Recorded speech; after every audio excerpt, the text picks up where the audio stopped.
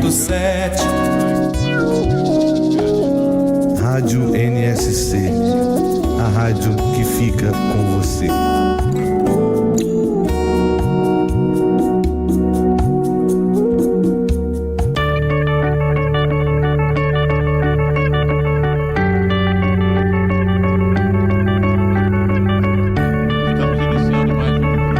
Viva Voz Saúde, pela Rádio Nossa Senhora de Copacabana, aqui no Rio de Janeiro, pertinho da praia de Copacabana, que é carinhosamente chamada de Princesinha do Mar, uma das praias mais famosas do planeta. Eu fiz uma vez uma viagem ao Marrocos, numa cidade chamada Casablanca, que muita gente pensa que é a capital do Marrocos. Não, a capital do Marrocos é Riad, mas Casablanca é a cidade mais famosa. E lá tem uma praia de Copacabana também, em homenagem à nossa. Hoje, sábado 16 de novembro de 2024, como de hábito, nosso programa vespertino, sempre nesse final de semana. A gente sempre agradece, inclusive, os convidados e convidadas, porque realmente sábado é normalmente um dia de descanso, né? Sobretudo o pessoal que trabalha 5x2, né?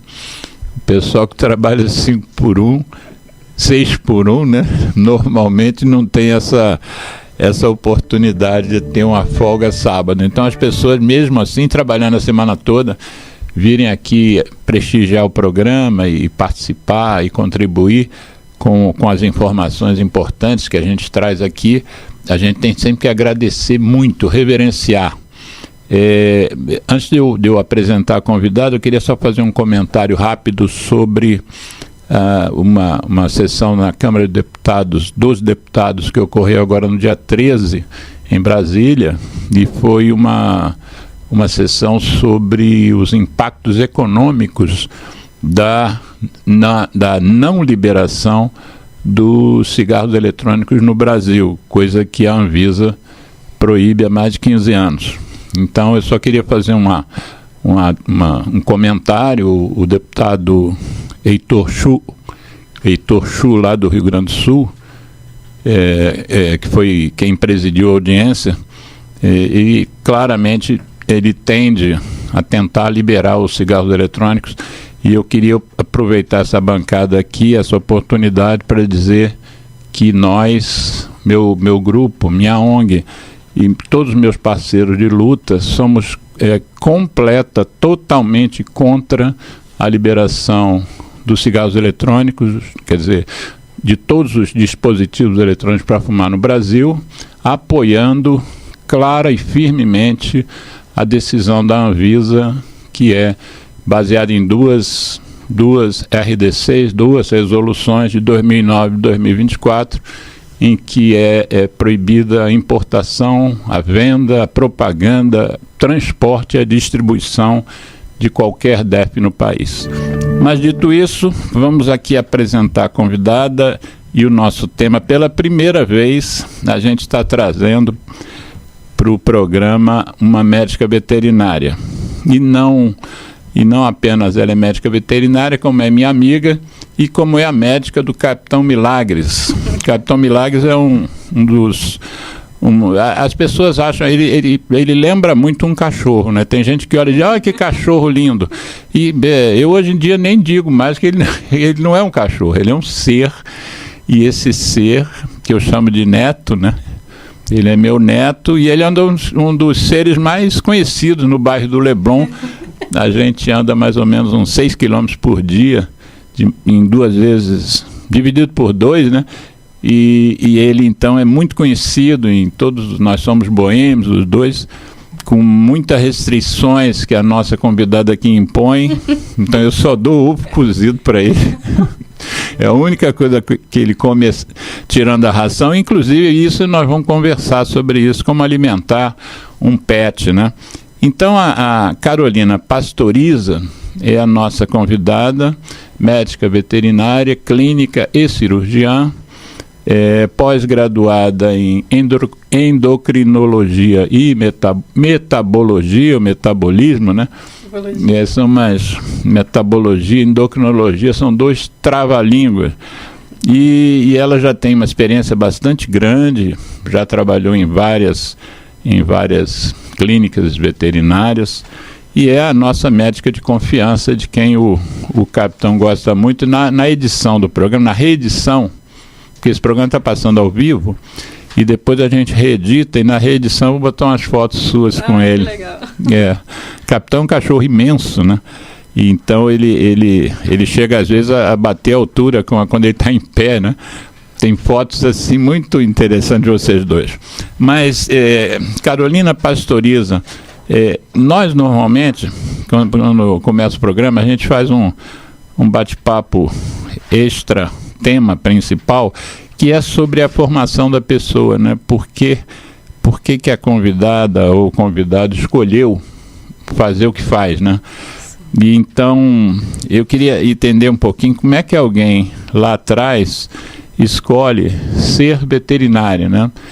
Que você já tinha isso de criança, você já gostava de operar bichinho, como é que... Fala um pouquinho de você, primeiro te agradecer a presença, um prazer ter você aqui, estou muito satisfeito de ter tido essa ideia de chamar. Fala um pouquinho do teu início lá na profissão. Então, primeiro eu queria agradecer o convite, Alexandre, e dizer que eu não estou habituada a fazer esse tipo de programa, então... Esse é o primeiro de uma série. Qualquer intercorrência, já peço desculpas. Eu sou médica veterinária de vocação, costumo dizer. Sou médica veterinária do Capita, do Capitão, desde bebezinho. Ele hoje tem 7 anos. Isso. Ele é praticamente um potro, para quem não conhece. Ele em pé bate a minha altura e eu tenho 1,55.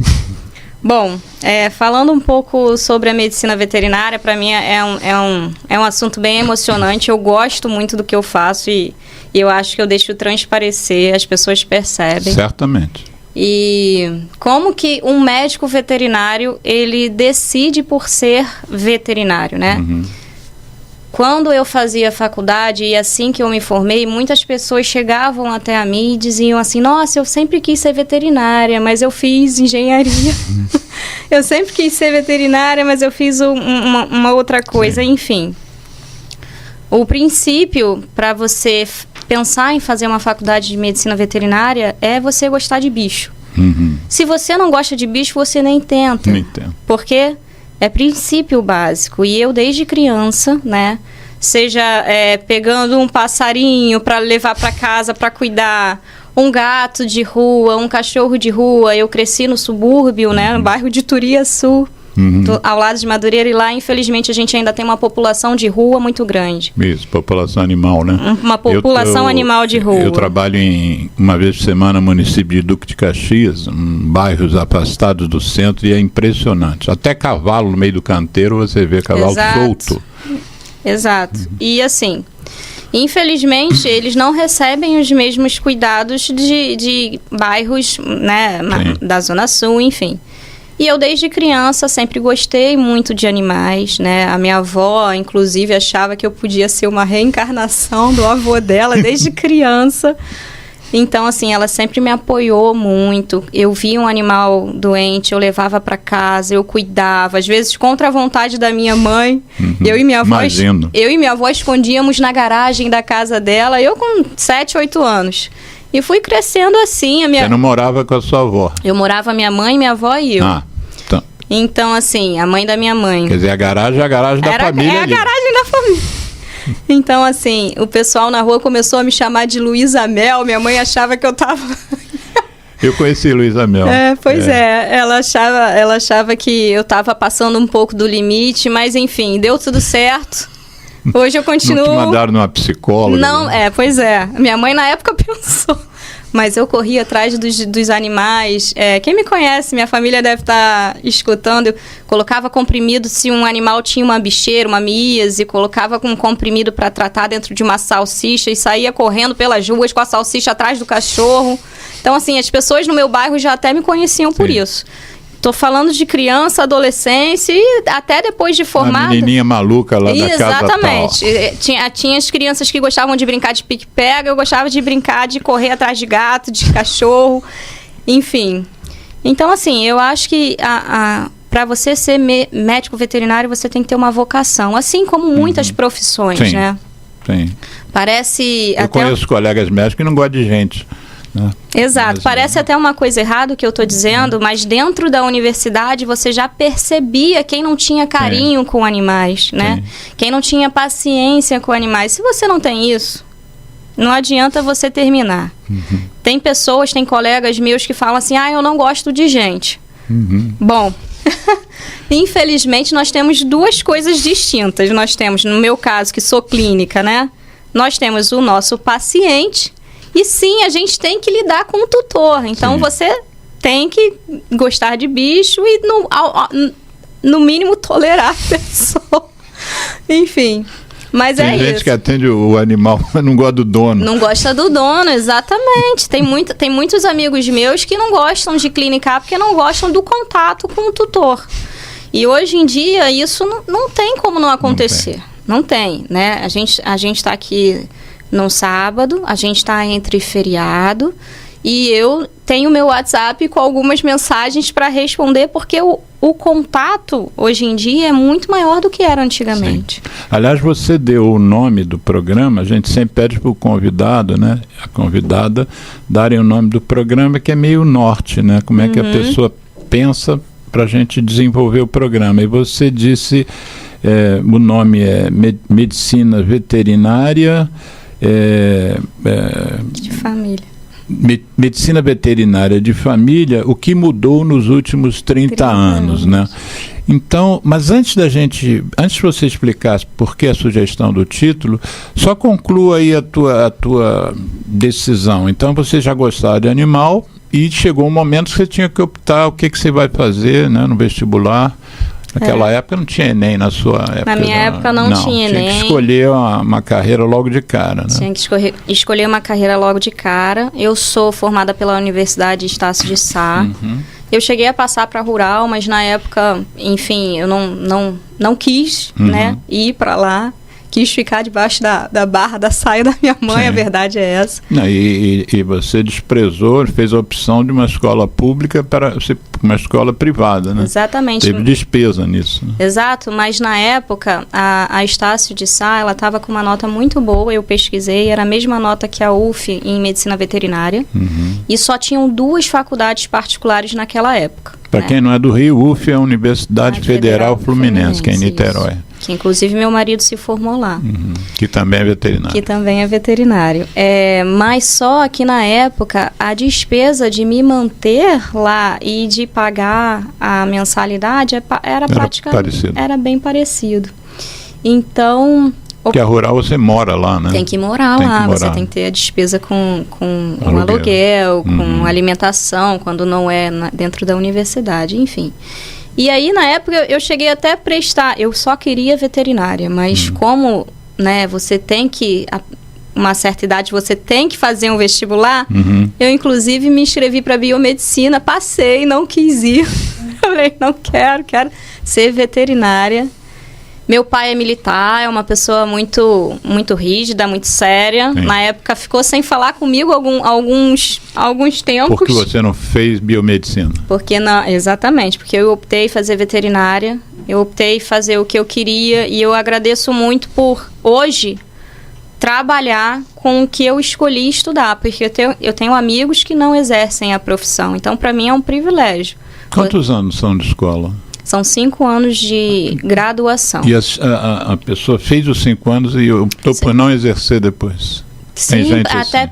por campo de trabalho, por remuneração, né? Hoje em dia a gente está enfrentando uma onda de medicina veterinária. Hoje em dia a gente tem várias faculdades de medicina veterinária e o que não tinha antigamente. Sim. É como se estivesse na moda. Isso tudo bem, ok, mas acaba que o mercado fica um pouco cheio, com excesso de profissionais e o final a gente já sabe, né? Então eu tenho muitos amigos que não exercem a profissão, se formaram comigo. É uma faculdade extremamente difícil. De 60 alunos que entraram comigo, 9 se formaram, né? 9? Para quem não sabe, a medicina veterinária, né? Lógico. 9 a 15%. Exatamente. Só. E quem não sabe, a medicina veterinária, ela é uma faculdade que ela aborda muitos assuntos. Então, por exemplo, para a gente fazer farmacologia, a gente estuda a farmacologia humana e depois a aplicada para a veterinária, né? A gente, no anatômico, eu lembro que a gente tinha esqueleto de boi, de cavalo, um de baleia pendurado no teto. Nós levávamos... Um esqueleto inteiro da baleia? Inteiro, um esqueleto inteiro de baleia. Nós levávamos caixa de ossos para estudar a anatomia das diversas espécies, porque a gente tem que se formar generalista. Enfim, é uma faculdade bem puxada, não é fácil, mas que vale a pena para quem quer, para quem tem a vocação. Exatamente.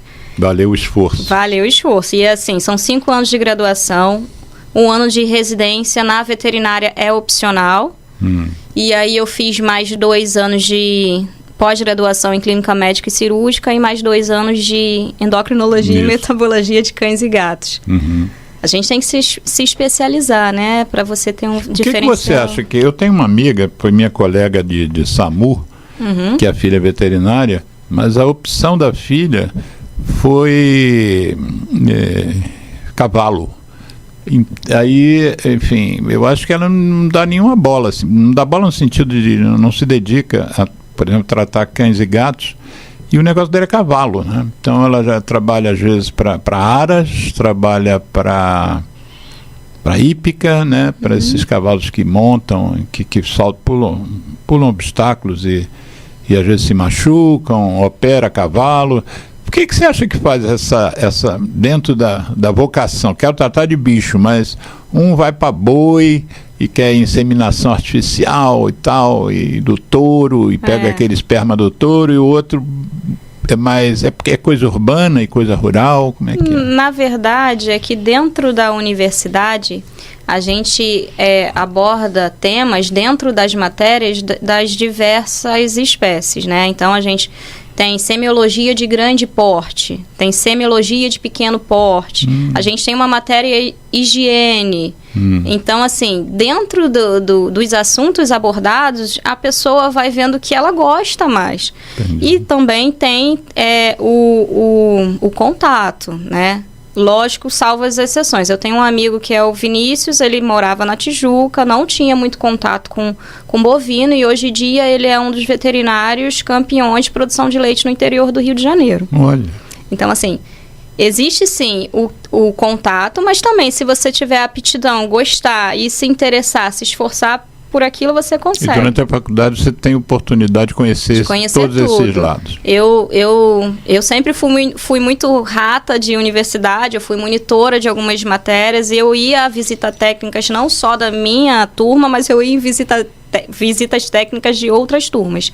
Então, até fazenda de carpa eu fui conhecer pela faculdade. Fazenda de carpa. Carpa é um peixe e chama-se de fazenda, né? Exatamente, uma criação de carpas.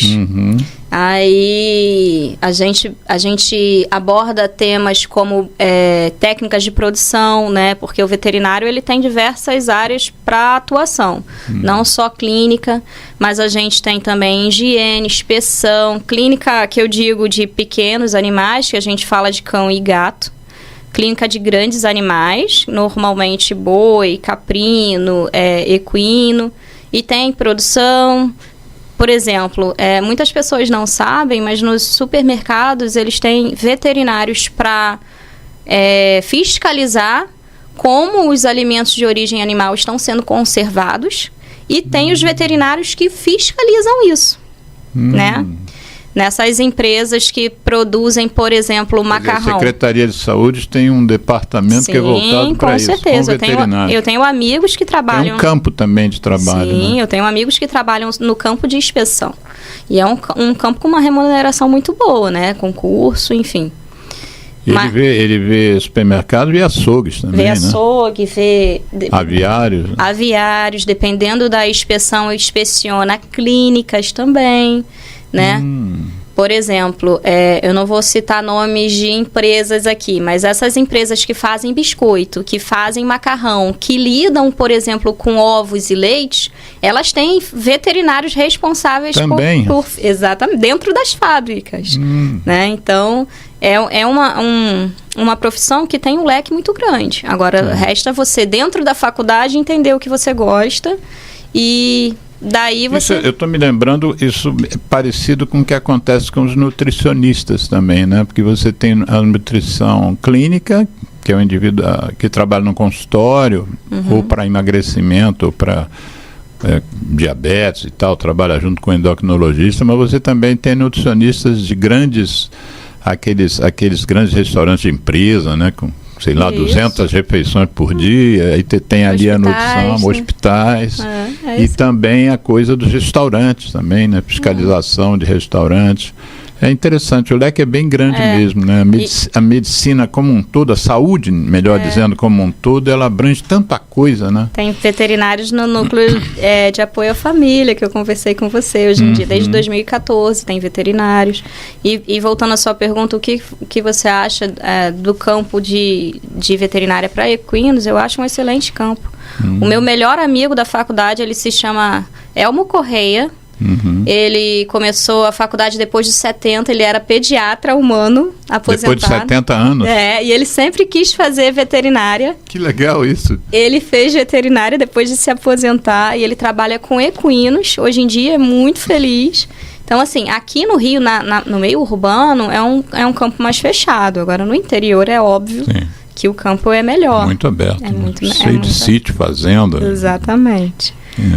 Não só no Rio, mas nos outros estados. Né? O Rio até tem menos tradição disso. São Paulo, Minas. Centro-Sul, o Centro-Oeste, né? O próprio Sul, né? Os Pampas. Isso, dependendo da espécie de boi, a gente né, dentro das matérias, nós temos que aprender as raças de boi, a aptidão de cada raça, se é leiteira, se é para corte, né? A gente tem uma matéria que se chama TPOA, Técnicas de Produção de Mel, Aves e Ovos. Como que a gente Mel, aves e ovos? São três coisas diferentes. Aves e ovos estão juntos, mas mel? A gente precisa aprender tudo isso. E aí, depois de passar isso, que para mim, eu passei estudando porque eu tinha que passar... Aí vem a parte de semiologia, de clínica, de anatomia patológica, que foi a parte que eu mais gostei, que eu entrei na faculdade por isso e que eu acho que a grande maioria entra numa faculdade de medicina veterinária por isso. Mas aí você, então, na sua opção, você acabou se definindo como mais voltada para cães e gatos. Isso. Que outros animaizinhos a gente pode ter em casa? Pode ter, não. Existem nas casas das pessoas. Eu fiquei pensando já de cara nos passarinhos, né? Que hoje é meio discutível, né? Chega a considerar politicamente incorreto, né? Você manter pássaros numa gaiola. Mas às vezes eu lá em Caxias tem um aviário que eles ainda vendem galinhas vivas, né? Para corte domiciliar.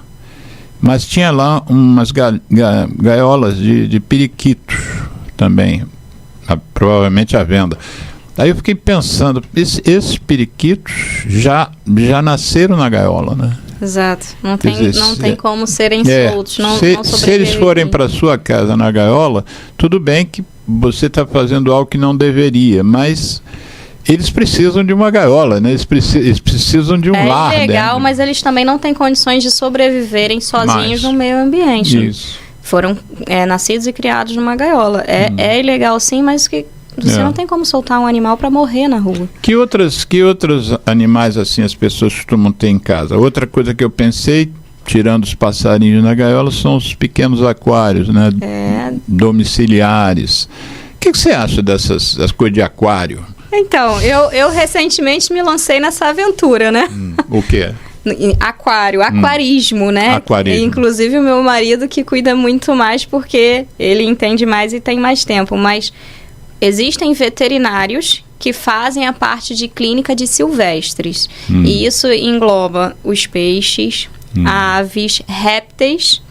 E também tem coelhos, que tem muitas pessoas que têm, roedores, porquinhos da Índia.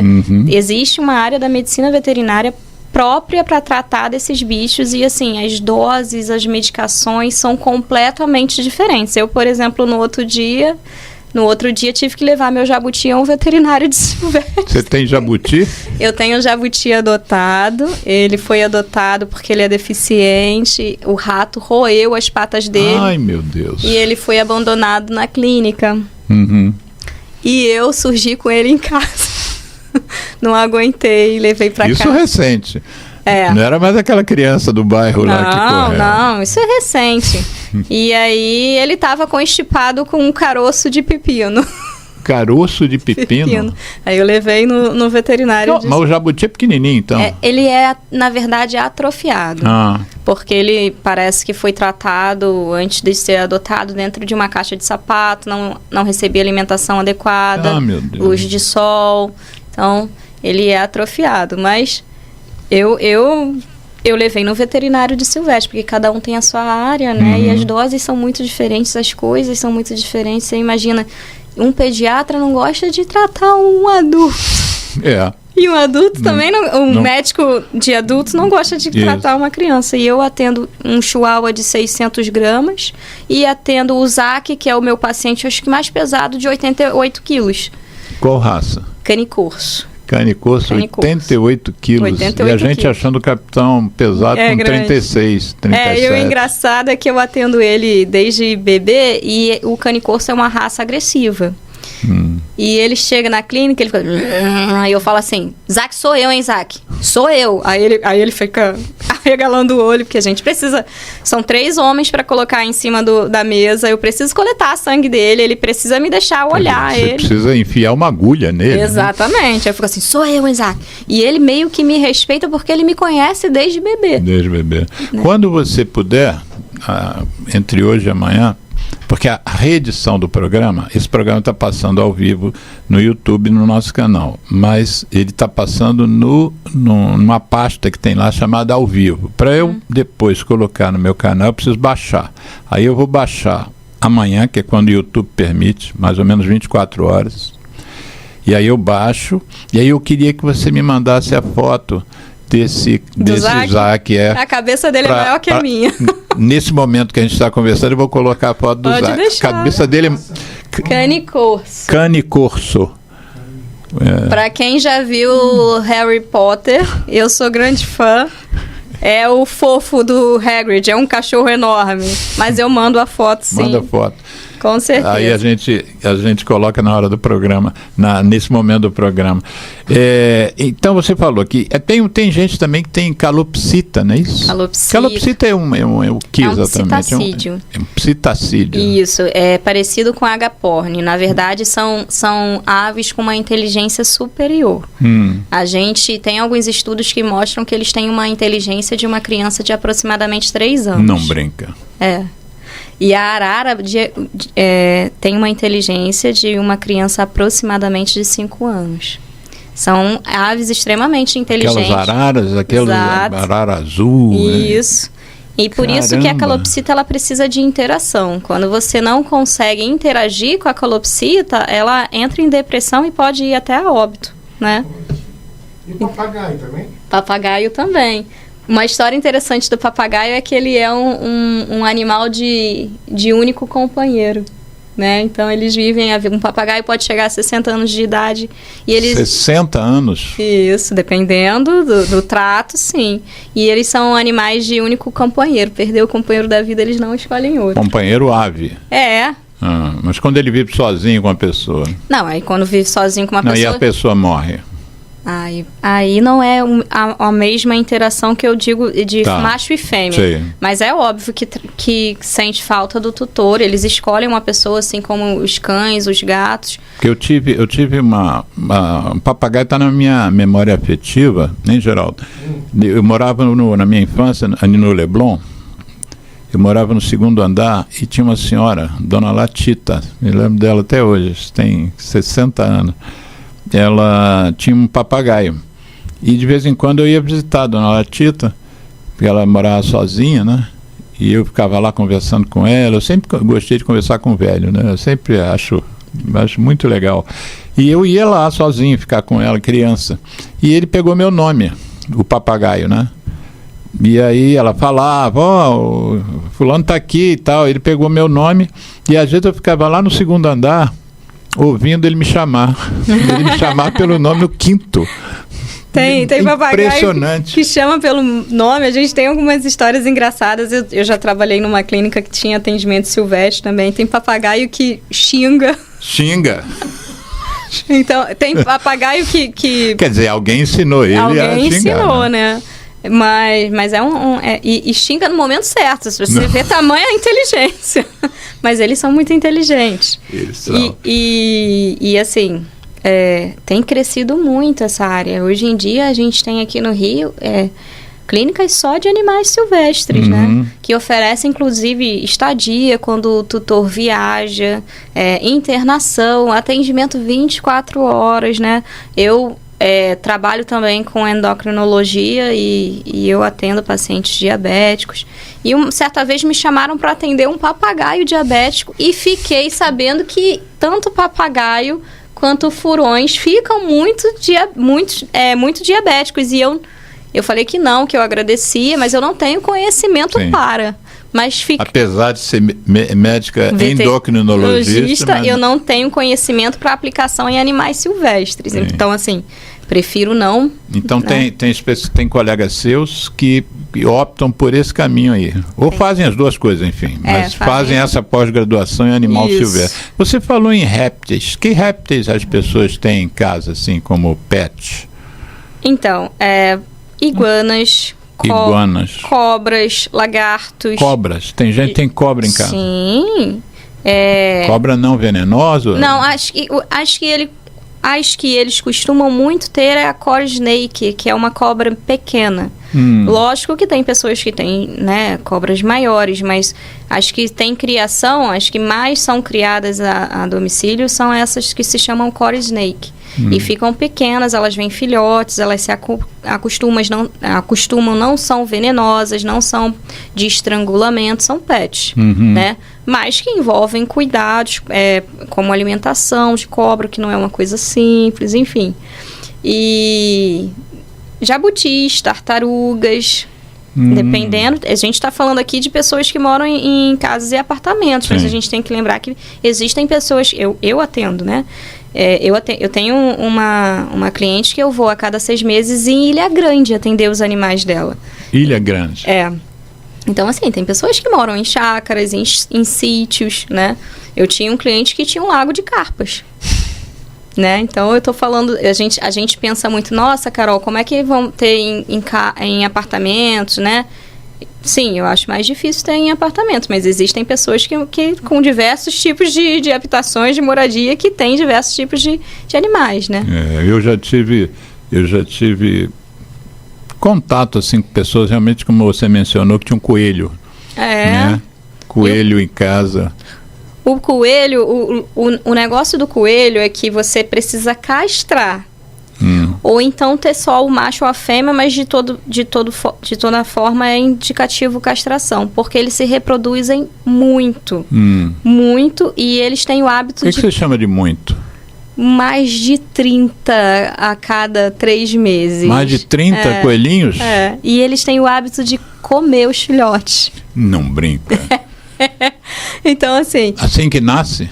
Não é uma espécie que eu atendo, mas eu tenho conhecimento das minhas aulas, de já ter trabalhado com alguns amigos que são dessa área. Mas, sim, eles comem, os filhotes nascem e as crianças ficam desesperadas. Claro. Já aconteceu, né?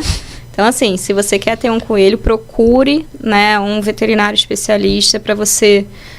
entender, compreender como você pode ter de maneira legal e como tratar desse animal, né? Por exemplo, eu trabalhei numa clínica ali próximo ao Jardim Oceânico e certa vez eu estava de plantão, chegou um bezerro em agonia respiratória. Na Barra da Tijuca? Na Barra, não, Olegário Maciel.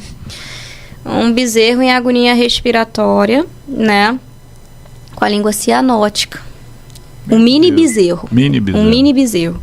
E a família tinha... Não era um cachorro grande, não, que você está apelidando de bezerro. Não, era um mini bezerro com compartimentos estomacais e, assim, com a língua cianótica e você, na legislação, se você tem uma clínica que oferece atendimento em até 1 quilômetro, você não é obrigada a atender uma emergência. Só que naquele momento eu não tinha como dizer assim, vai para outra clínica, por 2 motivos. Ele não ia aguentar e não tinha nenhuma clínica especializada em grande porte, apesar de ser exatamente. Então, assim, liguei para um amigo meu que é da área de grandes, ele foi me ensinando como, né, diminuir o gás do rumen que estava comprimindo, enfim. O que era o problema, então? O problema foi erro de manejo. A família adquiriu um animal, não sabia como tratar, deu um alimento errado. Deu o que, por exemplo? Vitamina de farinha láctea. E esse alimento dentro do rumen, que é um dos compartimentos estomacais do bovino, ele inchou o rumen, isso é uma coisa que acontece com frequência, né, nos bovinos, e ele não conseguia respirar, ele não conseguia expandir a caixa torácica. E aí eu tive que numa clínica de pequenos animais, eu tive que descomprimir esse rumen e acessar uma jugular de um mini bezerro, uma coisa que eu não estou habituada a fazer, mas que eu fiz para salvar, e graças a Deus consegui salvar, e depois pedi para buscar um professor meu na universidade. E esse bezerro morava onde? Num condomínio de casas. Num condomínio? De casas. Morava dentro de uma casa, então? Exato.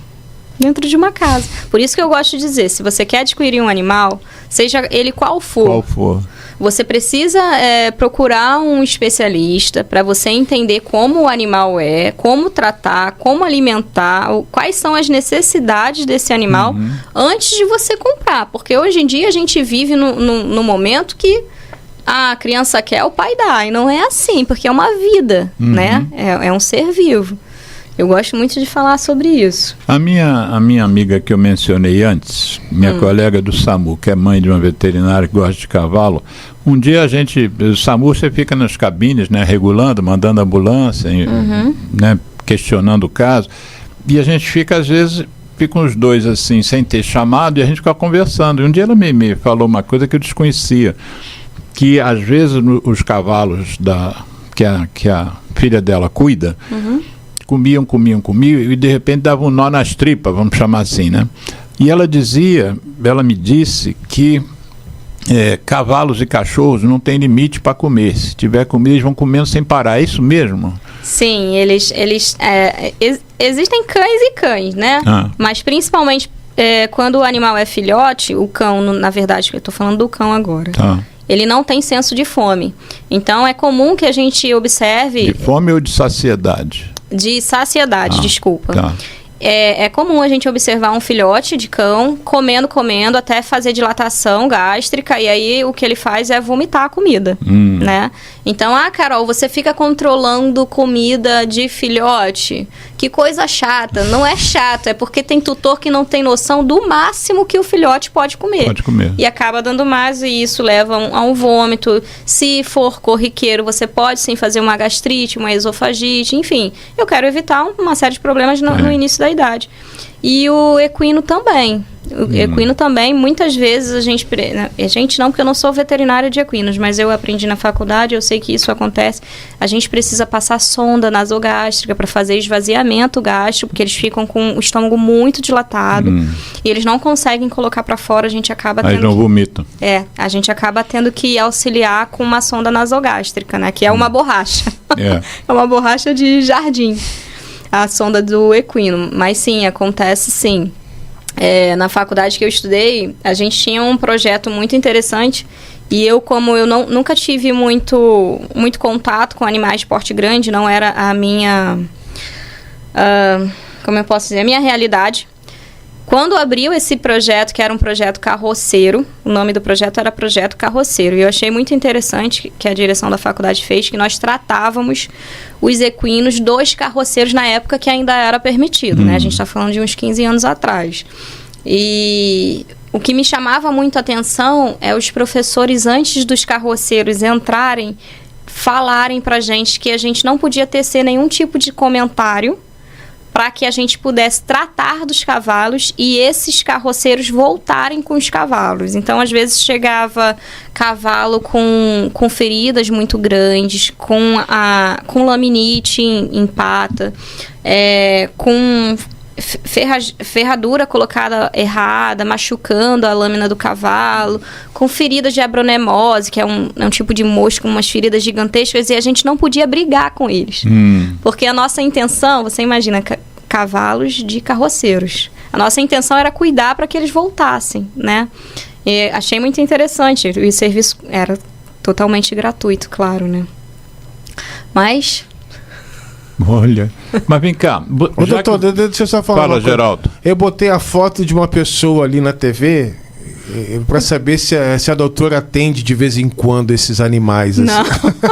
não, mas eu é uma iguana. Mas eu já trabalhei numa clínica que eu tinha que conter. Eu posso mandar a minha foto com uma iguana para vocês. Segurando uma iguana. E é muito difícil porque elas dão rabada. Elas machucam com o rabo. Ah, é? Não mordem. Não, elas tentam morder, mas a gente faz a contenção e elas não rabada. Você tem que ter mais cuidado com o rabo. É toda uma série de cuidados que você tem que imaginar com que espécie você está lidando. Por exemplo, na cobra. Você não pode pegar a cobra de qualquer jeito. A cobra, ela tem uma parte, se eu não me engano, é o 2º terço da cobra, que ficam os pulmões. Então, se você pegar ela ali, você vai comprimir os pulmões. O jabuti, ele nunca pode ficar de barriga para cima, porque os pulmões ficam por cima do casco. Então, você tem o peso dos órgãos comprimindo os pulmões. Então, assim, é muito diferente. Por isso que eu tô querendo aqui explicar por que tem um veterinário para cada. São muitas espécies e muitas diferenças entre as espécies. E é uma coisa que é séria, né? Porque se você está lidando com uma vida, e é uma vida... Quando a gente pensa no iguana assim, a gente às vezes faz uma correlação com um brinquedo, mas não é um brinquedo. Não, né? Muito pelo contrário. É um ser vivo. Uma curiosidade que eu queria contar, que eu descobri, falei isso com a minha mãe na época, a minha mãe, Carol, quando você trabalha numa clínica, você é responsável pelos atendimentos, pela higiene da clínica, por tudo, né? É um consultório. E certa vez tinha uma cobra internada. Não era eu que estava atendendo, mas eu vi um giz dentro do canil da cobra. Não, na verdade, é um aquário que é transparente, né? A maioria das cobras defecam, as fezes parecem um giz de quadro negro. Eram as fezes da cobra e eu não sabia. Você ia saber? Não. Pois é. E aí são fatos interessantes. Mas essa semana acho que foi quarta-feira, eu fui fazer uma palestra sobre tabagismo num programa lá de qualidade de um instituto chamado Instituto Vital Brasil, Sim. em Niterói. E uma das coisas que esse instituto produz são vacinas, né, medicações para pessoas que são picadas, soros antiofídicos, né? Isso.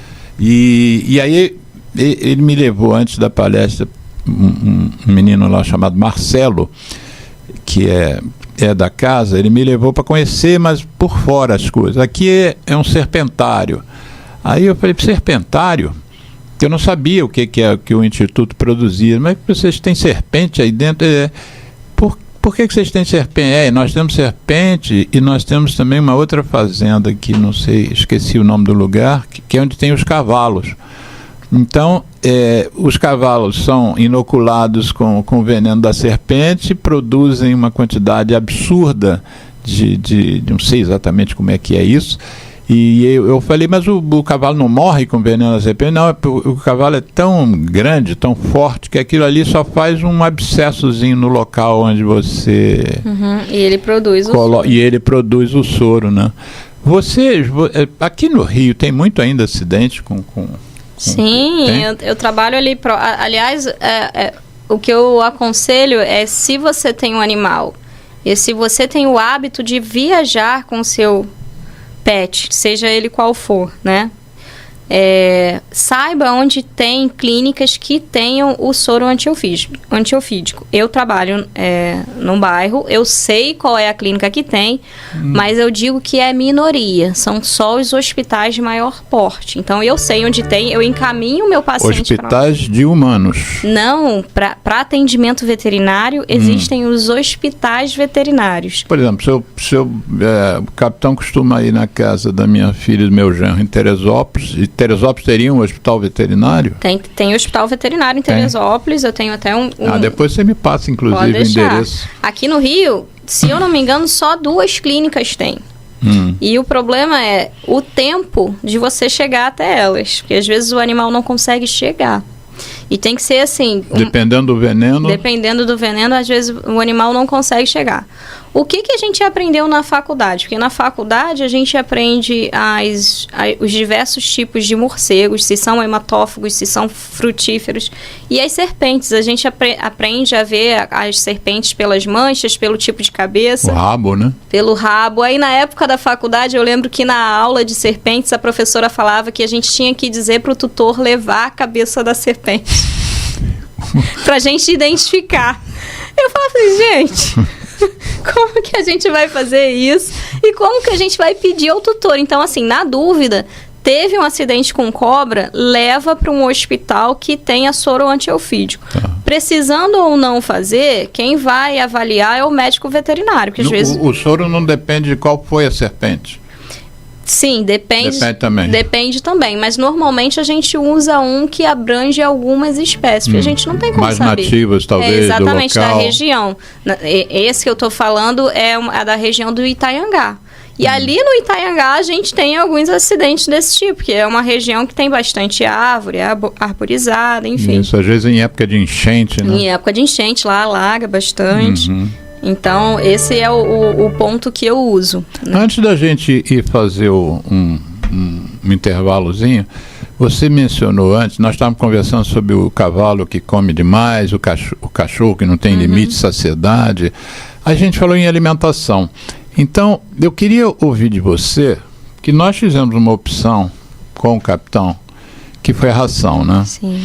Eu vejo que tem gente que tem cachorro e dá comida de humano. E tem gente que dá as duas coisas. Como é que você... Vamos dizer que alguém... Você disse assim, quando você tiver um animal, procure um especialista para te orientar. Então, alguém adotou um cão agora, ou um gato, e chama você, depois de ouvir o programa, chama você e você vai orientar. Como é que você parte da premissa da alimentação? Como é que é a sua orientação? Do zero. Do zero, né? Então, eu vou falar como clínica geral e eu também vou falar como endocrinologista, né? Porque acabo que eu junto as duas coisas, porque é um conhecimento a mais que eu tive. Filhotes até 1 ano, eu indico sempre a ração. A ração, para mim, é um alimento mais completo. É um alimento que é feito para o porte e muitas vezes para a raça do animal, facilitando saúde de articulações, de pelo, de olhos, dependendo da espécie. Hoje em dia a gente tem alimentos específicos para raças, né? E a partir de 1 ano de idade, Carol, o que você prefere fazer? Né? A ração ou a alimentação natural? Primeiro eu vou falar que a alimentação natural ela precisa ser calculada e ela precisa ser suplementada. Né? O que a gente tem pego nas clínicas é muitos animais com carências, né, de nutrientes, porque as pessoas têm pego muito receita do Google, de internet, o que não é o certo. Hoje em dia você tem nutrólogos, você tem nutricionistas e até empresas que fazem esse tipo de alimentação de maneira certa, correta, séria. Sem ser ração. Sem ser ração. Existem empresas que fazem alimentação natural, calculada, suplementada para facilitar a vida do tutor que quer dar esse tipo. Aí você compra, por exemplo, congelado, chega em casa e descongela. Exatamente. Você compra congelado, você diz se o animal tem tendência a ganho de peso ou não, se ele é um animal idoso, se ele é um animal de grande porte, né? Que tem tendência a ter alterações e articulações. A empresa já faz tudo. E também os veterinários podem calcular. Nós temos conhecimento para isso. Eu calculo de alguns pacientes meus. Mas eu, Carol, ainda assim prefiro a ração. Aí a gente cai naquela questão. E os transgênicos? Que é o próximo ponto que você vai me perguntar. Né? A gente tem, né, há controvérsias no meio da veterinária se de fato a gente tem mais doenças pelo uso dos transgênicos na ração ou não. A minha opinião, né, a opinião da Carolina Pastoriza é que Hoje em dia, a gente tem muito mais meios de diagnóstico. Eu estou falando de tomógrafo, de aparelho de ressonância, ultrassonografia em cada clínica, né? O capitão fez aquela vez. Exatamente. Né? Então, assim, o que será? Eu tenho um paciente com 4 anos que faz alimentação natural calculada por uma nutricionista desde 1 ano de idade e está com linfoma. Ele está enfrentando uma quimioterapia. Um paciente de 4 anos. E eu tive um paciente de 24 que se alimentou a vida toda de ração. Então, assim, será que é ração? Ou será que as pessoas, por tratarem o pet como parte da família, fazem exames de rotina, levam a uma clínica veterinária? O veterinário, ele tem mais ferramentas para diagnosticar. Para você ter uma ideia, hoje em dia a gente tem um teste alimentar alérgico. Né? A gente faz um teste alimentar, a gente descobre em pacientes alérgicos a quais tipos de alimento ele tem mais resposta alérgica. Né? Então, quando que a gente ia pensar nisso em alguns anos atrás? Existe teste alérgico, inclusive, para fatores ambientais. Grama, ácaro. Para cães, gatos. Quando que a gente ia pensar nisso? Eu me lembro que o capitão, você dizia que o capitão, a gente custou achar ração para ele, né? Sim. E aí você dizia que ele tinha um apetite caprichoso. Esse termo, o que quer dizer isso? Assim, porque pra quem não conhece, o capitão é um safado, né? O capitão é um safado. Ele tem uma inteligência impressionante. Eu vou na casa dele, ele quer brincar, então ele fica latindo pra ele ir até uma área e ele não sossega enquanto não abre a porta da área pra ele dar umas voltinhas na área, ele já fica feliz. Então, assim, o capitão, ele usa de chantagem. Ele ganha biscoitinho, ele ganha ovo colorido, porque eu assisto o capitão no Facebook e vira e mexe, eu printo e mando pro Instagram. O capitão na boemia comendo ovo colorido. A casca é que é colorida. A casca. Então, assim, ele, no início, ele teve uma sensibilidade gástrica grande que a gente custou a encontrar um tipo de ração. Em contrapartida, como ele tinha... A ração dele hoje é salmão. Já tem uns 3 anos, né? Isso, e foi super certo. Super certo. A gente deu tão certo que o capitão hoje em dia tá acima do peso. Ração de salmão, não é salmão. Não, é ração de salmão. Até porque para alimentar o capitão só de salmão seria... Então, assim... quando a gente fala que o apetite ele é caprichoso, quando o animal é seletivo, né, falando de um animal que não tem uma doença concomitante a isso, né, a gente diz que o animal é como uma criança. Se ele não come a primeira vez, o tutor oferece alguma coisa diferente, a segunda vez ele não vai comer porque ele sabe que ele vai ganhar. E ele fica esperando. Ele tem uma vovó, Dona Valquíria, que dá biscoitinho. Então, assim, ele... E no mais, ele pode desenvolver, sim, um tipo de gastrite que diminui ainda mais o apetite dele, né? Então, assim, a gente tem que correr contra o tempo, encontrar uma alimentação adequada, cortar os excessos, que a gente chama de petisco, para que ele possa ter fome e comer uma ração que não faça mal também. E o nosso problema foi esse. Um tempo a gente teve que ficar com a gastrointestinal, depois nós fomos para salmão, não foi? Isso. E no salmão ele se adaptou. A gente falou em ultrassonografia para animal. Eu me lembro de hein, Geraldo, escuta essa. Eu fui num boteco lá, em frente ali o Bigorrilho, em frente ao metrô da Antero de Quental. Aí eu estava numa mesinha, assim, na rua, na calçada, num banquinho, e o capitão no chão, e 2 rapazes comendo moela, uma porção de moela, assim, com aquele molho, aquele tempero. E aí um deles botou uma moela assim no palito e ofereceu, posso dar ele? Eu falei, o capitão alucinou. Aí o outro viu, o amigo dele, e aí pegou outro. Rapaz, os caras compraram uma porção só para o capitão. E aí eu fotografando e filmando o capitão comendo aquela porção de moela que ele nunca tinha comido. Resumo da ópera. No dia seguinte, evacuando sangue, diarreia, e aí fui parar na clínica que nessa época a Carolina, que é a nossa convidada, estava trabalhando ali no Leblon, numa clínica no Leblon, e aí ela chamou uma gastro, e ficaram 2 médicas atendendo o capitão, ultrassonografia, exame de sangue. Eu sei que eu morri ali em quase R$1.000.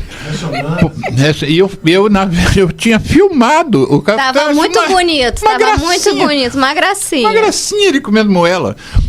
Mas Nunca mais eu dei. Mas graças a Deus, porque quando ele posta na internet, eu printo. É só ovo. Eu mando pra ele assim, tô vendo, Alexandre. Mas é como se a gente, por exemplo, nós, né, moramos aqui no Rio. A gente se alimenta. Arroz, feijão, bife. Quando a gente vai pra Bahia e come um acarajé. Quente ou frio? Quente. Quente, como quem diz, eu vou comer um negócio frio. Quente é que é muita pimenta. E aí, proporcionalmente, coma 5 acarajés, que é uma alimentação completamente fora do que a gente está habituado. Não dá certo. A criança vai... Capita, que já é na época era uma criança, né? Era que não tem tanto tempo assim, não. Mas ele ainda é pra mim. O que acontece é que ele sentiu muito, ele teve uma colite na época também. Enfim, adorou a porção de moela, mas Alexandre não gostou. Não, primeiro mas ficou bem, graças a Deus. Primeiro eu fiquei preocupado, né? Evacuando sangue. Nunca tinha acontecido. Às vezes ele fazia umas diarreias, mas com sangue. Mas eu aprendi, foi um aprendizado. E assim, quem não sabe, quem nunca teve, graças a Deus, a oportunidade de ver uma gastroenterite hemorrágica em cão, são placas de sangue, muitas vezes sangue vivo puro. Então, assim, tem animais que precisam fazer anti-hemorrágico, inclusive injetável, para parar sangramento. Aliás, eu estou me lembrando, hein, Geraldo, que a minha relação com a Carol é tão legal, assim, de confiança, que a Carol tinha uma cadelinha, né? Dodói, precisando de transfusão, e o capitão fez a transfusão para... É porque, assim, os critérios de transfusão são né, o animal ser de porte grande, mais de 20 quilos, ser saudável e ter abaixo de... vacinado, enfim, e ter abaixo de 6 anos. E eu fiquei pensando, que paciente grande eu tenho, que eu tenho essa intimidade de pedir. A minha cadelinha, na época, tinha 16 anos, tinha acabado de fazer uma cirurgia, estava com complicações do pós-operatório, e o capitão foi lá. Aí chegou na clínica, as veterinárias, tem que sedar. Eu falei, ninguém vai sedar o capitão, ninguém. Ele vai ficar quietinho. Aí eu falava com ele deitado, a gente tem que coletar de jugular, né? Uma quantidade grande. E ele foi, assim, um príncipe, ajudou. Graças a Deus, agradeço até hoje. Mas cachorro tem sangue O positivo, AB negativo? Essa pergunta eu recebo quase todos os dias. Então, assim...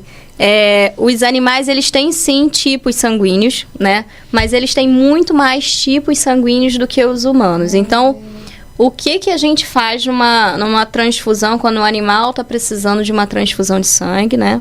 Primeiro que depende de cão ou gato. Existem alguns bancos que hoje em dia vendem as bolsas, mas que na maioria das vezes estão sempre sem bolsas, porque as clínicas compram, né? E as bolsas têm um prazo de validade quando não usadas, então as clínicas grandes costumam comprar as bolsas. Por exemplo, na época da Mel não tinha nenhum banco com bolsa de sangue. Mais difícil ainda se for bolsa de sangue para gato. E aí o que a gente costuma fazer? A gente coleta uma quantidade de sangue do doador, a gente envia para o laboratório, a gente faz uma prova de compatibilidade, que é para saber se existe uma aglutinação ou não. Se não existir, é compatível. A gente faz a compatibilidade dessa maneira, não fazendo tipagem. Óbvio, Carol, eu tenho um cachorrinho e eu quero saber o tipo sanguíneo dele. Pode? Pode, você pode fazer esse exame. É necessário para uma transfusão? Não. Eu só preciso saber se é compatível ou não.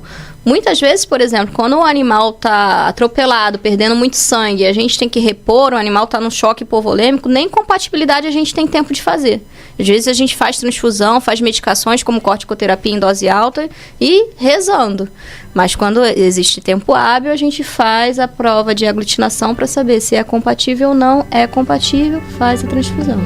Então, Geraldo, vamos fazer um intervalo, uma musiquinha sobre cigarro, que é o motivo maior da nossa ONG, né?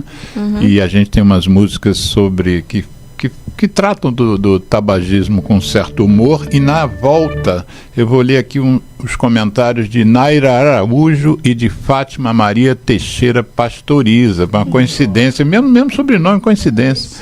Coincidência. Vamos lá, Geraldo. ZY1 201, Associação Comunitária Nossa Senhora de Copacabana, 98,7 FM, a onda que chega ao seu coração. Rua Hilário de Gouveia, número 36, 9º andar, Copacabana, Rio de Janeiro.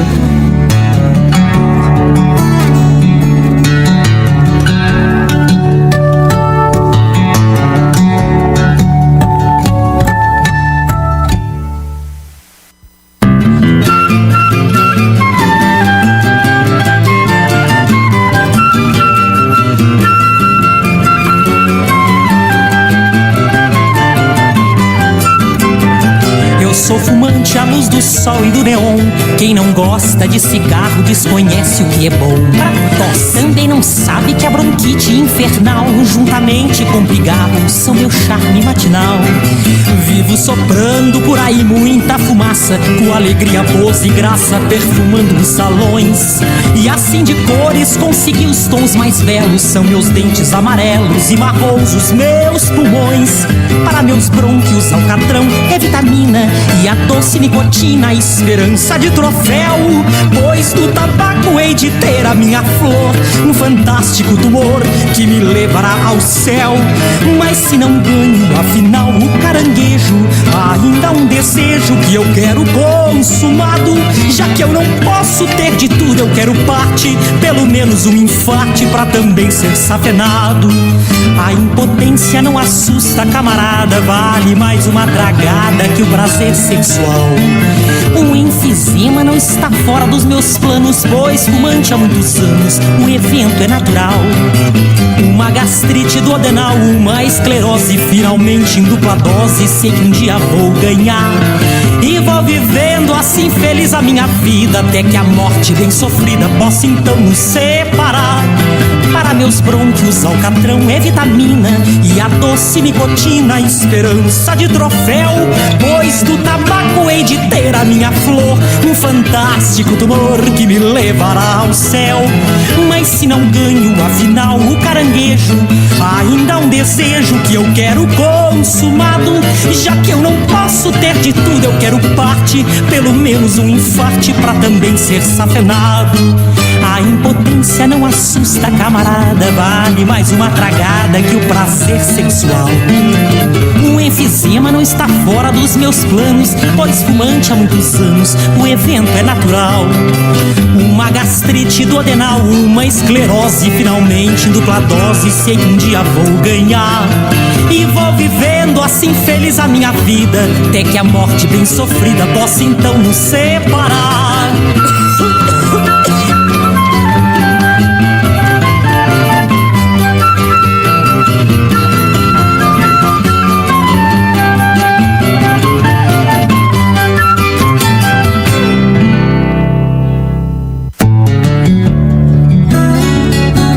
ZY1 201, Associação Comunitária Nossa Senhora de Copacabana, 98,7 FM, a onda que chega ao seu coração. Rua Hilário de Gouveia, número 36, 9º andar, Copacabana, Rio de Janeiro.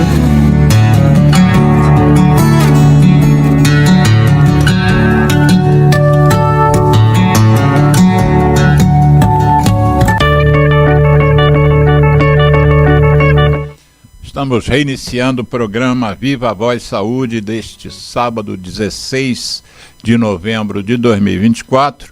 Hoje conversando com Carolina Pastoriza, vulgo médica do Capitão Milagres. Eu prometi que na retomada do programa eu ia ler alguns comentários. Vou primeiro de Naira Araújo, que o Geraldo já me disse que é aqui da comunidade, aqui do nosso espaço, dizendo assim: animais que são utilizados como fonte de renda e morrem sem nenhum cuidado. Ela deve ter essa experiência e realmente bastante negativa, né? o sujeito explorar um animal e não cuidar do animal.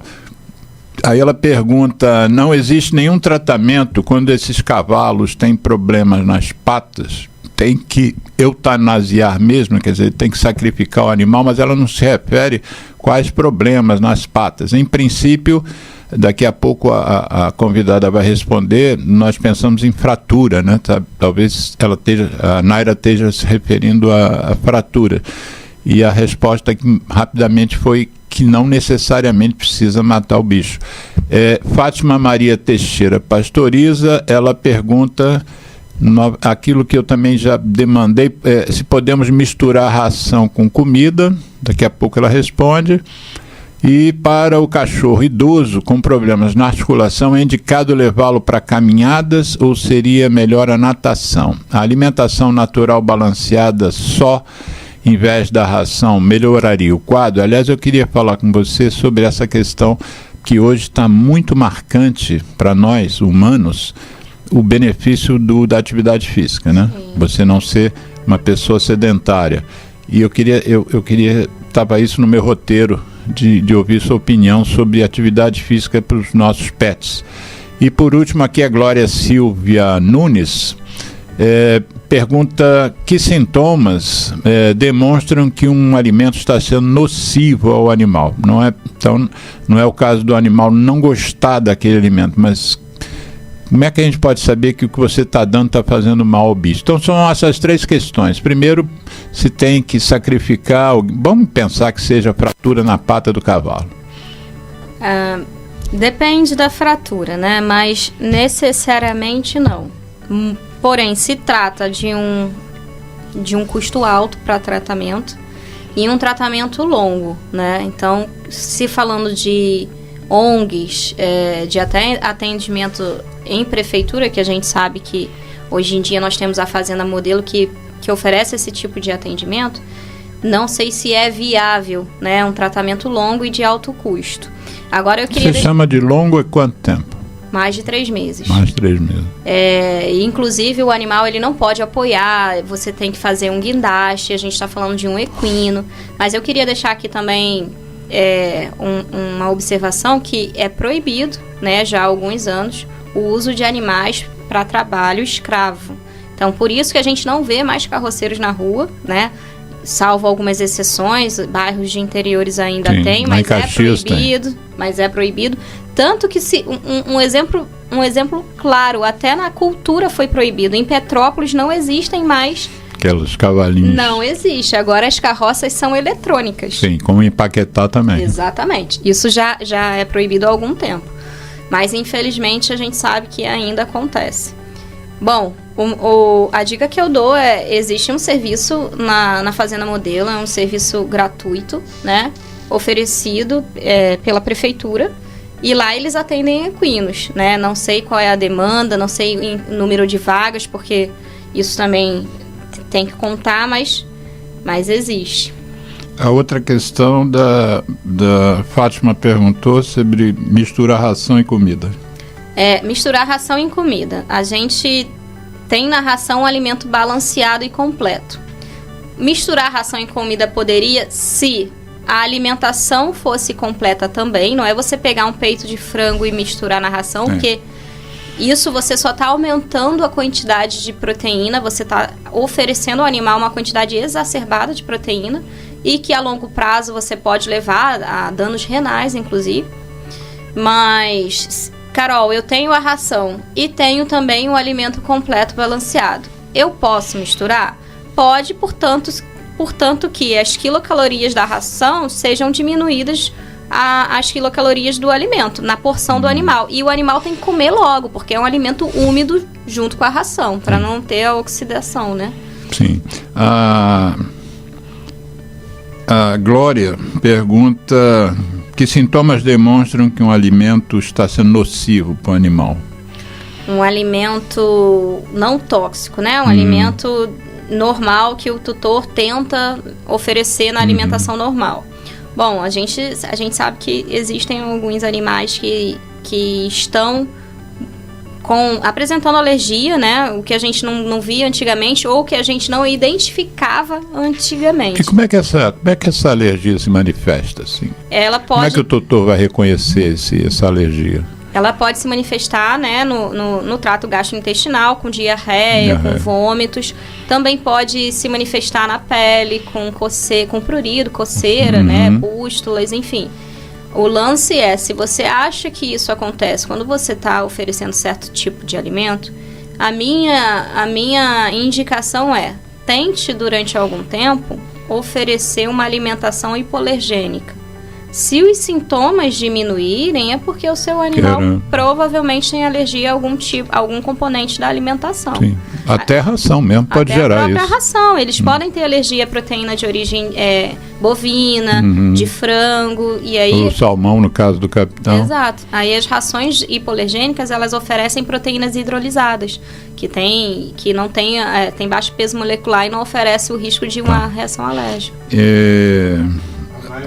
A Naira botou mais um comentário dizendo que em Nova Iguaçu tem muitos desses cavalos utilizados como fonte de renda ainda hoje, né? Quer dizer, realmente a fiscalização nas grandes cidades é precária muitas vezes, imagina numa cidade menor, né? Infelizmente, porque não existe a fiscalização. Então tá bom, gente. Aproveitando aqui que nós estamos conversando aqui pelo chat, divulgue o programa, tá, gente? Sobretudo a edição que eu vou fazer amanhã, a reedição do programa, que vai ser a definitiva, e divulguem, porque a minha capacidade do Geraldo de distribuição dos vídeos é pequena, né? Se fosse o Drauzio Varela aqui falando com vocês, hoje à noite esse programa teria 200 mil views, né? 200 mil visitas. Isso ainda vai acontecer. Espero que a esperança é a última que morre, né?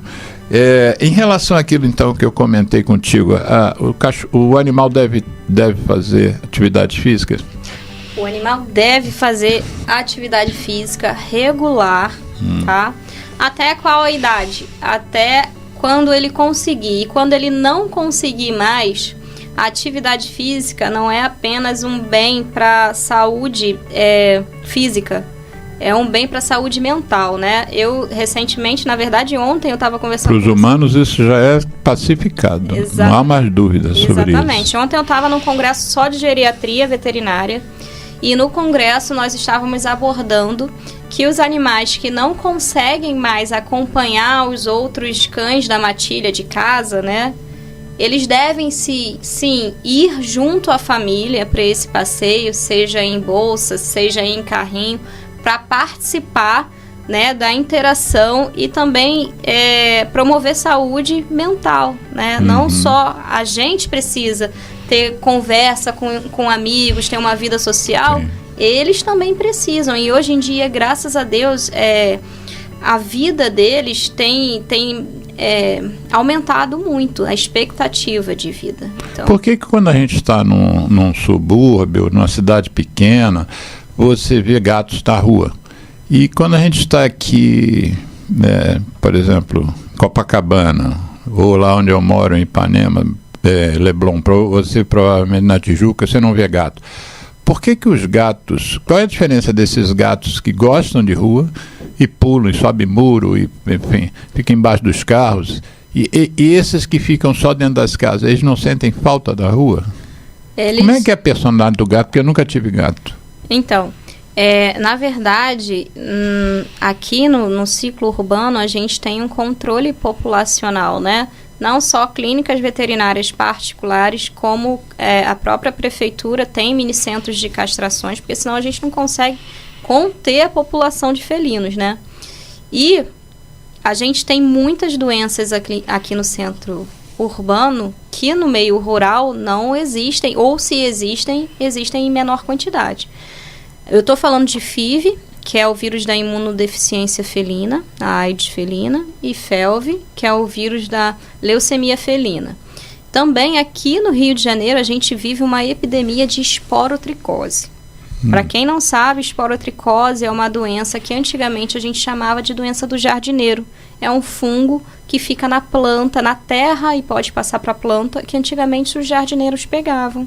E, hoje em dia, como os gatos enterram os dejetos em terra, eles acabam contraindo esse fungo, e esse fungo é dificílimo de ser tratado. Trata-se de uma zoonose, pega em pessoa, e também em pessoa é muito difícil de ser tratado. Então, aqui a gente pede para que os gatos eles não saiam das casas, uma para não se machucarem em brigas, duas para não contraírem doenças, né? Que aqui no ciclo urbano a gente tem. Eu estou falando aqui, por exemplo, Carol, você está falando de uma doença que não existe aqui, Zona Sul.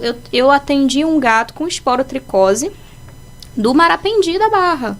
Pegou na terra, no quintal da casa. Ele nem saiu, ou seja, algum gato entrou e passou para o quintal da casa, para a terra do quintal da casa. Então, assim, Carol, eles gostam de andar na rua? Se eles forem acostumados, sim. Eles sentem falta disso? Não. Não, mas é óbvio que existe uma indicação de enriquecimento ambiental. Tem parquinhos de gato hoje em dia, né, que a gente coloca na parede.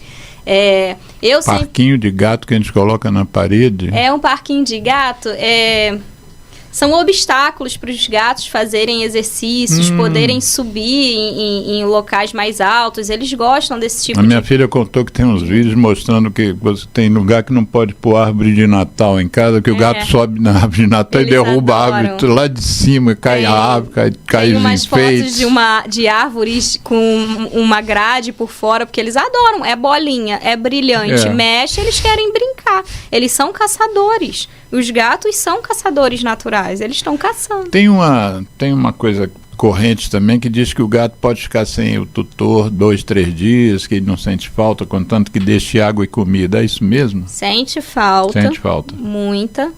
E hoje, não que não sinta falta, mas hoje em dia existe uma profissão chamada cat sitter. São pessoas, nem sempre veterinários, mas que gostam muito de gatos e que têm jeito com gatos, que vão à casa desse tutor uma vez por dia, às vezes 2, para dar comida, água, acariciar. Eles precisam desse contato, eles sentem falta. O ideal é que todo dia aconteça isso. Isso. Eu tenho uma história interessante de uma cliente minha que viajou, pagou o porteiro para alimentar os gatos. Só que ela tinha 3 gatos. O porteiro via sempre a comida sem nada, botava comida, tinha 2 gatos ali, ok. Ela voltou 5 dias depois. O terceiro gato, a gente não sabe desde quando, ficou preso no forro do sofá. Quando ela chegou, o gato estava desidratado, ele estava num processo de lipidose hepática, ele não tinha se alimentado pelo menos em 2 dias, e ele teve que ficar internado. O porteiro nem percebeu que ele estava preso, sabe? Então, assim, tem que ser uma pessoa que dê atenção, que tenha jeito, né? Ou então... saiba contar quantos gatos tem. Exatamente, é o mínimo, né? Mas o outro Dia sim, dia não? Não é o ideal. Ideal aqui. A Naira complementou aqui dizendo que em Nova Iguaçu tem muitos cavalos ainda utilizados como fonte de renda. A Letícia Valadão Miranda pergunta como saber que o animal está diabético. Como é que você reconhece? Pergunta interessante, né? Assim, mas como normalmente, raramente a gente atende um tutor que chega para um atendimento de endocrinologia. Eu percebi que meu animal está assim e eu vim para cá. Normalmente a gente atende já encaminhado por outros veterinários, mas os principais sintomas, né, de um cão diabético ou até mesmo de um gato é aumento de produção de urina, consequente por glicosúria na maioria das vezes, consequentemente um aumento de ingestão de água, perda de peso progressiva. Mesmo sintoma dos humanos. Exatamente. Às vezes o tutor vê um pouquinho de formiga na urina. Né? Raramente, eu vou fazer um exame de sangue, eu vou pedir uma glicemia porque quero pedir. Normalmente já pede porque já tem algum sintoma. Sim. Essa da formiga na urina é muito interessante. É uma coisa fácil, simples. É uma coisa fácil, mas é muito notório para quem tem essa sensibilidade, porque a gente sabe que a gente enche o potinho de água dos nossos, né? A gente mais ou menos calcula. A gente calcula o que é normal ao longo de anos, o que é o normal para o capitão, o quanto que ele bebe, a gente sabe. Se ele começa a esvaziar o pote muito mais vezes por dia do que ele esvaziava antes, alguma coisa está errada. Viu, Letícia? Respondido.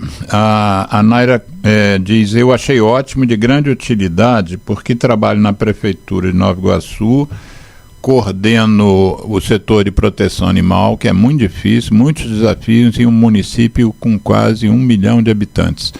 Então, resumindo, o gato não precisa necessariamente sair à rua, porque ele não deve, é diferente, né? Porque é diferente de um cachorro, né? Completamente diferente. Eles não estão habituados a caminhar. Eu até tenho pacientes que caminham, mas com coleira, não soltos, né? Mas você tem que acostumar o animal desde muito pequeno. Se ele for acostumado a isso, ok. Agora, se for um estresse para ele fazer isso, melhor não, deixa ele em casa. Faz exercício em casa, com laser, com o que for. Tá. Mas, desculpa perguntar isso, porque eu tenho 3 gatos, né? E às vezes os donos ficam assim, poxa, seria bom para ele passear na rua, ter um relacionamento social com outros animais, mas gato não precisa, então. Não precisa. Se eu quero que o meu gato passeie na rua, você até pode, mas de coleira, e se você acostumá-lo desde pequeno, porque assim, para que o gato sai? O gato raramente vai a um pet shop para tomar banho ou tosar, raramente, salvo algumas raças, né? Ele sai para quê? Para ir no veterinário. O que ele tem de pensamento de ir na rua é tomar picada. Pensamento não é? Então, para que vai expor ele a um estresse? A gente consegue fazer exercício em casa. Eu tenho alguns vídeos, eu posso até passar. Passa que a gente coloca. De exercícios para gatos em casa, com laser point, com pena. Eu tenho uma tutora que sobe e desce as escadas do prédio com o meu paciente. Eu atendo ele por obesidade. E o gato sobe a escada, desce a escada com a Sobe e desce a escada, mas assim, é uma coisa que tem muito menos estímulo de som, de cheiro, não é na rua, nunca foi à rua, vou levar meu gato à rua agora, ele vai todo arrepiado. Botar uma coleira. Né? Não, ele tem medo, ele não gosta. Você sabe que lá eu sou boêmio, você sabe. Eu sei. E um dos botecos que eu frequento muito ali no Leblon, porque eu também eu não saio de carro, é tudo a pé, eu e capitão. E ali tem um rapaz, tem um porco na coleira. Você olha assim, é muito interessante. A primeira vez que eu vi, achei que era um cachorro, mas chegou perto aqui. Lá no Península tem também tem porco. Um porco. De coleira. De coleira. Mas um porco razoável. Lá no Península não é um leitão, mas é quase um leitão. A Fátima ainda queria mais uma complementação na pergunta. Tia. Sobre o cachorro com problema de articulação, caminhada ou natação? Nós realmente não respondemos isso. Assim, problema articular em cães, a gente consegue até, como eu posso dizer, diminuir um pouco os sintomas ao longo da vida, mas ele vai acontecer. Tá? A partir de uma certa idade, o cão ele vai ter problema articular. Sobretudo se for maior, né? Sobretudo se for de porte médio, grande, principalmente gigante, né? Mas os pequenos também têm. A gente pode evitar, né, ao longo da vida do animal, fortificando musculatura, evitando sobrepeso, porque a gente está falando de quadrúpedes, né? Eles sustentam o peso do abdômen, principalmente em coluna. E quando ele estiver... Agora eu tenho um cão que tem problema articular e tem 12 anos, ele tem que fazer exercício? Sim, ele deve fazer exercício. O que ele não pode é sentir dor. Então, tá inflamado, ele tem uma artrite, a gente tem que desinflamar. Ele tem uma artrose, a gente tem que fazer medicação contínua para dor. Hoje em dia a gente tem aplicações, inclusive mensais, que o tutor não precisa nem dar comprimido todo dia. É bom ele caminhar? Sim, é excelente ele caminhar. É melhor ele nadar? Sim, a gente não tem impacto, mas não é todo cachorro que pode nadar. Então, sim, Caminhar, ele tem 15... O capitão, se eu fizesse a menção de botar ele numa piscina, ele ficaria desesperado. Eu levei a minha cachorrinha... Ele é labrador com vira-lata, mas o lado do labrador não aparece nessa hora. Não nesse momento, infelizmente. A minha cachorrinha que o capitão doou sangue, eu levei ela para Ilha Grande, e chegando até a borda, ela era nova, eu falei assim, eu vou soltar a Mel, porque a gente está próximo a borda da areia, ela vai nadando. Aí eu joguei, ela fez assim, puf. Aí eu e minha mãe ficamos olhando, Mel não nadava, pulei eu de roupa para pegar a Mel, porque eu achei que era instinto, né? Sempre aprendi que era, mas não é, gente. Não é a Mel afundou. Sobreviveu, ficou ótimo, porque a gente Naira está dizendo parabéns pelo programa e pela brilhante participação da doutora veterinária. Isso aí não é parente sua que está dizendo, não, viu? É isso mesmo, Naira. Ela é muito boa. O capitão é um ser de sorte. Pena que ele não veio, que ia ter vídeos bons, meus e dele aqui. Eu vou botar na edição do programa. Outra coisa que eu te perguntei, que está no meu roteiro, porque eu me lembro de um veterinário que analisou a morte de um pássaro de um humano, e o pássaro morreu, ele resolveu fazer a autópsia do pássaro e viu que o pássaro tinha morrido de enfisema pulmonar, porque a tutora viviam só os dois, ela e o pássaro, e a tutora era uma grande fumante, tipo 2 maços de cigarro por dia. E aí o fumo involuntário, eu não gosto muito de usar a palavra fumo passivo, né? O fumo involuntário matou o pássaro. Você recomenda assim com seus clientes fumantes, seus clientes cujos tutores são fumantes, que não fumem na presença dos bichos, como se fosse uma criança? Sempre, o tempo todo.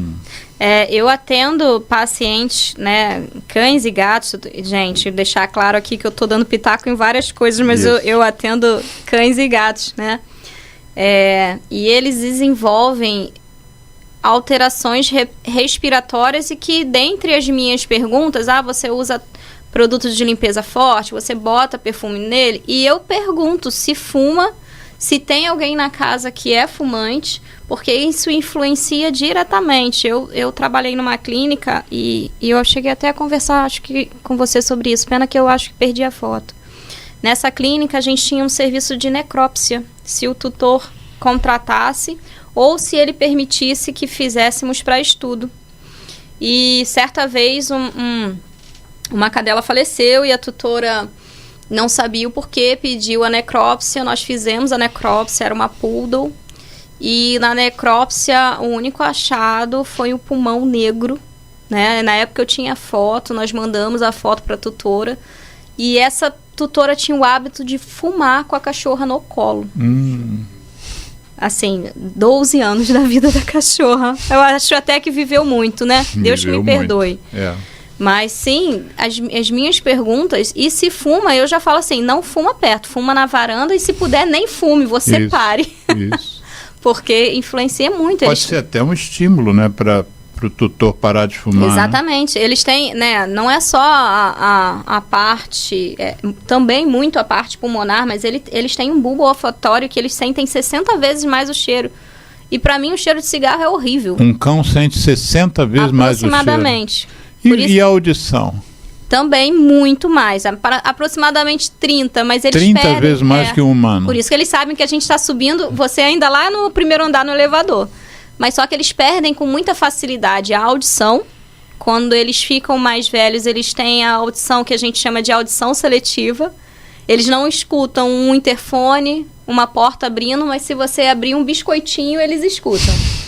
Né? Eles desenvolvem essa técnica. Por isso que eles sofrem tanto com os fogos do Réveillon. Exatamente, muita coisa. Eu tenho um cachorrinho que se chama Valentim, que eu xingo até a última geração das pessoas que amo muito meu Flamengo, mas por favor, flamenguistas, não soltem fogos, meu cachorro não gosta. O capitão tem trauma com o jogo do Flamengo, porque um dia o Flamengo fez um gol e o rapaz desceu do primeiro andar, ali no Leblon, desceu do primeiro andar, soltou fogos na hora e o capitão estava... Ele nunca mais o capitão tem 7 anos, isso tem 5. Ele sabe quando é o Flamengo, ele reconhece pelas camisas vermelha e preta. É impressionante. Aí o Alexandre implicar com o meu Flamengo. Não estou implicando, é a mesma coisa que você falou. Não estou implicando, é uma realidade. O capitão tem medo. O Valentim, lá em casa, não precisa ser jogo do Flamengo, mas se ele escutar o locutor do jogo, ele começa a tremer. A gente tem que ver jogo, assistir jogo com um volume muito baixo ou sem volume. Lá no Leblon, todos os restaurantes, virou, acho que uma doença isso, acho que é um vício. Todos os restaurantes têm televisão e passam futebol o tempo inteiro. Quando não é o jogo ao vivo, é um replay de um jogo de 10 anos atrás ou de 6 meses. E aquela forma do cara narrar o jogo na televisão, ele já sabe que é jogo. Ele também. É impressionante. Então não é só o capitão. Outra coisa aqui que eu ia te perguntar, não podemos deixar de falar nisso, que daqui a pouco o programa está acabando. Vacina quais vacinas que não podem faltar para um pet? De preferência aqui no Brasil. Então, isso é um tema bem complicado, né? Assim, a gente tinha a vacina contra a leishmaniose, que eu achava super, hiper importante, saiu do mercado porque os animais tiveram muitas reações, inclusive óbitos, né? Hoje em dia a gente usa os repelentes, pipetas, coleiras, porque a O capitão usa coleira. Exatamente. A leishmaniose é uma doença que não tem cura e é zoonose, né? Passada por quem? Fala aí para quem não conhece. Por mosquito. Por mosquito. Exatamente. E aí, a gente não tem. Então, a gente consegue prevenir com pipetas e coleiras. Eu vou listando as vacinas e as quais eu acho mais importantes, tá? Uma que é muito importante e a gente não pode deixar de dar é a antirrábica. A gente ainda tem raiva muito no meio rural, mas em ciclo urbano, vira e mexe, a gente assiste no noticiário, no jornal, um morcego pego com raiva, um cão pego com raiva. Então, assim, a gente faz uma barreira imunológica mesmo, né? Com os animais vacinados. Antirrábica todo ano, é uma das principais. Uma vez por ano. Uma vez por ano. A déctupla, que é a vacina que previne contra as viroses. Déctupla são 10. São 10 proteções. Exatamente. Ela protege contra as viroses, sinomose, parvovirose, aquelas doenças antigas que hoje, né, a gente vê em menor quantidade, justo pela vacinação. O que você está falando se aplica a gatos e cachorros? Estou falando de cão primeiro. Cão primeiro. O gato também. O gato, na verdade, ele só tem 2 tipos de vacina, que é a antirrábica, que é uma vez por ano, e a vacina contra as viroses, mas que a gente chama de tríplice ou quádrupla. Antigamente a gente tinha a quíntupla, que prevenia contra a felve também, mas hoje em dia a gente não tem mais. A gente tem sim uma aplicação da variante felve, mas é uma vacina separada. Agora, felve é o que mesmo? É leucemia felina, é uma doença de grande prevalência. E não tem cura, leva os animais a óbito, infelizmente. Mas vacinando protege, por que não está vacinando mais? Porque a vacina fazia muita reação, que a gente chama de sarcoma vacinal. Aí eles decidiram tirar da vacina e aplicam separados. Né? E local de aplicação de gato, para quem não sabe, gente, como existe esse risco de sarcoma vacinal, é sempre em patas posteriores ou em cauda. Eu particularmente faço nas patas porque dói menos. Existiu um sarcoma vacinal, que é uma neoplasia, um câncer, a gente tira, se precisar, a pata ou o rabo, mas o animal vive. Sim. Por isso que a gente dá em patas. Os cães não têm, então a gente dá no subcutâneo, principalmente em dorso. Então vamos voltar para os cães. Antirrábica, déctupla, que mais alguma? A da gripe, que hoje em dia eles estão apresentando muita traqueobronquite, capitatoma também, e eu tenho feito bastante a da giardia. A giardia é uma zoonose. A vacinação de cães, ela não faz com que o animal não tenha doença, não contraia a doença, mas ela diminui muito a sintomatologia. Antigamente a gente internava cães com diarreia por giardia e também diminui muito a transmissão. Então, por se tratar de zoonose, poxa, na minha casa tem criança, na minha casa tem idoso. Faz a da giardia também, né? Ah, Carol, o animal tá com 14 anos, eu preciso fazer todas essas vacinas? Até é um recado que eu quero dar para os meus colegas, né? Colegas veterinários, por favor, tenham consciência do que vocês estão fazendo. Um animal de 15 anos, façam uma vacina de cada vez, as principais. Hoje em dia a gente tem exames de titulação vacinal, se preciso for fazer, o animal não está em condições de ser vacinado naquele momento, faz uma titulação, se a titulação estiver boa, não vacina naquele momento. Porque às vezes eu atendo um cachorro idoso fazendo 4, 5 vacinas de uma vez, eu quero morrer. Olha só, nós temos 7 minutos para acabar o programa e tem 2 questões que eu não posso deixar de mencionar, de te perguntar. A primeira, qual é a indicação de castrar pet? Pet seu, de casa, não é cachorro de rua, não. Pet seu. Pet seu de casa. Existe uma idade, tá, gente? Você não deve fazer uma castração infantil, salvo controle populacional, enfim. Muitos canis estão mandando os animais já castrados com 3, 4 meses de idade e isso futuramente trará para eles problemas de geniturinário, principalmente. Então, Carol, o macho precisa ser castrado? Sim, o macho deve ser castrado. Eu indico castrar após o ano e até os 5 anos, né? Você evita prostatite, câncer de testículo e movimentos indesejados em casa também, né? Demarcação de local diminui bastante. E em relação à fêmea, o que a gente hoje indica? Antigamente nós indicávamos antes do primeiro cio, hoje isso já caiu por terra. A fêmea ela precisa ter o primeiro cio para que ela não fique com uma genitália infantil e isso futuramente dê problemas geniturinários nela. Passou o primeiro cio, a indicação é a castração. Existe ainda algumas controvérsias dentro da veterinária, mas a minha indicação é a castração, sim. Você evita piometra, você diminui o risco de câncer. Que é piometra? Piometra é a infecção uterina. Pio de pus, né? Exatamente. E aí você faz a ovarioesterectomia total, né? As cadelas sempre tiram os ovários e o útero. E você diminui muito a incidência de câncer de mama, né? Nas cadelas. Por isso que o pessoal fala assim, Carol, eu quero cruzar o meu cachorro, não encontro uma cadela não castrada. Eu também castraria a minha inclusive ela, que agora eu tô com 2 machos, né? A minha era castrada. Porque a gente tem essa série de fatores que contam a favor da castração. Outra coisa para finalizar, antes de você me dar os contatos que você quiser dar para a gente depois botar na edição. A questão da saúde mental dos tutores, o bem que os pets fazem. Tem 2 minutos para falar. Ai, gente, só 2 minutos. Infelizmente. É sempre assim, a gente sempre tem que correr. Então, eu não vou entrar em mérito, mas falando muito após a pandemia, que eu acho que todo mundo foi afetado após essa pandemia, né, gente? Eu tenho muito... Taxa de suicídio aumentou. Exatamente. Eu acompanho alguns cães que são de tratamento, companhias de adultos, companhias de crianças com transtornos, né? Autismo, um deles. E eu digo que sim, os animais, eles salvaram. Eu vou dar o exemplo do meu sogro. Meu sogro, ele ficava muito cabisbaixo, muito no quarto dele. E eu e meu esposo, a gente percebeu que ele dava muita atenção à minha cachorrinha quando namorávamos ainda. E a gente optou por dar um cachorro para ele. E a chegada do Lioto, que é o meu filho, um dos meus filhos, mudou completamente a vida do meu sogro. Ele ficou mais animado, ele que presta atenção nos horários de alimentação dele. E não pode passar 1 minuto, porque senão o Lioto sabe.